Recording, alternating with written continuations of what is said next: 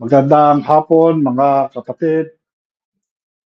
Sa dinami-rami ng mga pagsubok na ating tinatahak ngayon, narito kayo patuloy na naninindigan para sa katotohanan. At sa katunayan nito, kaisa kayo ng sambayanang Pilipino sa pagkilos para sa hakbang ng maisog dito sa Japan. Isang taus-pusong pagpupugay sa bumubuo ng hakbang ng maisog Japan, gayon din ng mga bumubuo ng hakbang ng maisog Pilipinas.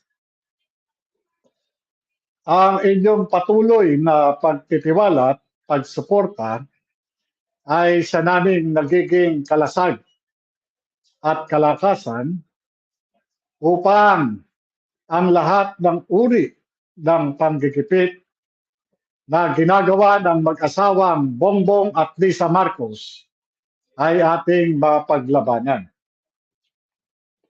Hindi po kaila sa inyo na ilan na sa amin tulad ni na Dr. Loren Badoy, ka Eric Celis at ang inyong lingkod, Agent Jonathan Morales, ang nakaranas na ipakulong ng mag-asawang Bongbong at Lisa Marcos sa pakikipagsabwatan ng kanilang mga bayarang mangbabatas sa Kongreso at Senado.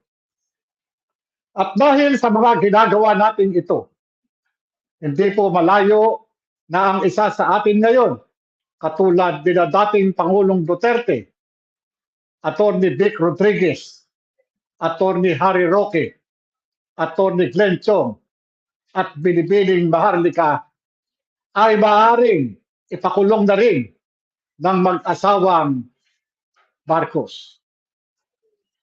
Dahil sa patuloy na ipinakikita nating pagkakaisa, unti-unti na pong nawawasak ang imahe na mag-asawang mapanikil ng bawat karapatan ng mamamayang Pilipino. Paninikil sa ating tanging layunin ay ang pagkakaroon ng tinatawag na transparency, accountability, peace and security sa ating bansa.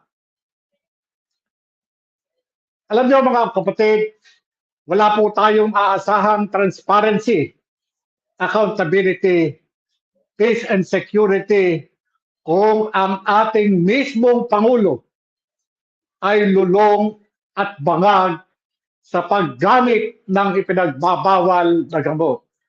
Bakit? Dahil ako po mismo ang nakakita ng mga litrato habang ito ay gumagamit sa pamamagitan ng pagsinghot ng hinihingalang cocaine na isang uri ng illegal na droga.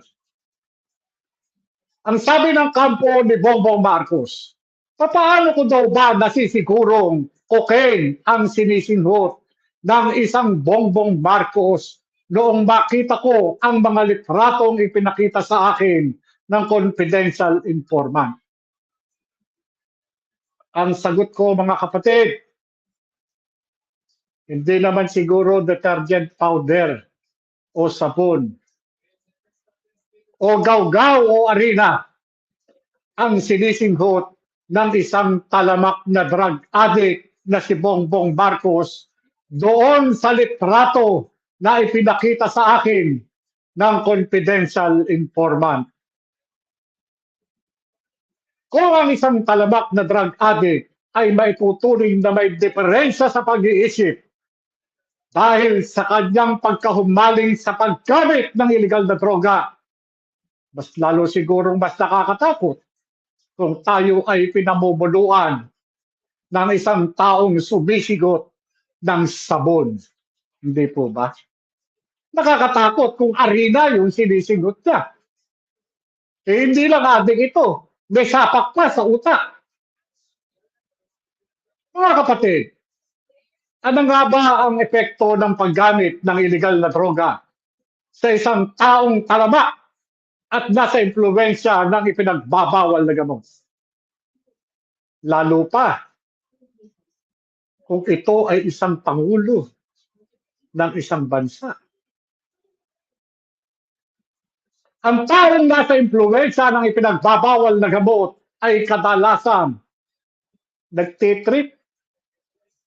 Ang isang drug addict, kapag ito ay nag-trip, ay ganito ang ilan sa mga ginagawa. Lalo na kung ikaw ay pangulo. Una, walang pag-aalinlangan na isubo tayo sa isang digmaan kahit salat tayo sa kahandaan. Ikalawa, ang pagpasok sa sigalot at problema ng ibang bansa na tayo ang siyang magiging kawawa. Ikatlo, ahasang pagbabaliwala sa panawagan ng taong bayan upang siya ay magpa-drug test. Ikaapat, ahasang pagbabaliwala sa mga karapatan ng mga mamamayan. Ikalima, patuloy na pagdigipit sa mga sumasalangsang sa kanyang pilipit na pulisiya. Pag sumalangsang ka, anong gagawin sa iyo? Kulong ka o suspendido ka o tatanggalan ka ng posisyon o ng authority. Ikapito, walang kapararakang paglustay ng salapi ng taong bayan. Travel dito, travel doon, nagka-round the world na inuubos ang salapi ng taong bayan. Ikawalo, ang pinakahuli na kanilang ginawa. Ang ginawang pananabotahe sa mga kawani ng Davao City Hall upang magpositibo sa paggamit ng ipinagbabawal na gamot. Ano ito?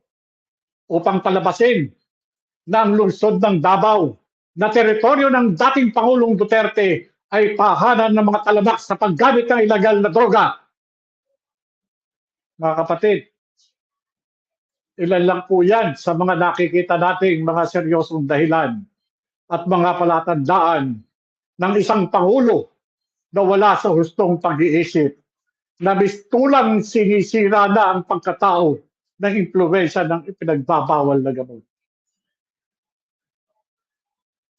Ito bang si Bongbong Marcos ay patuloy mo pa bang tatangkilikin?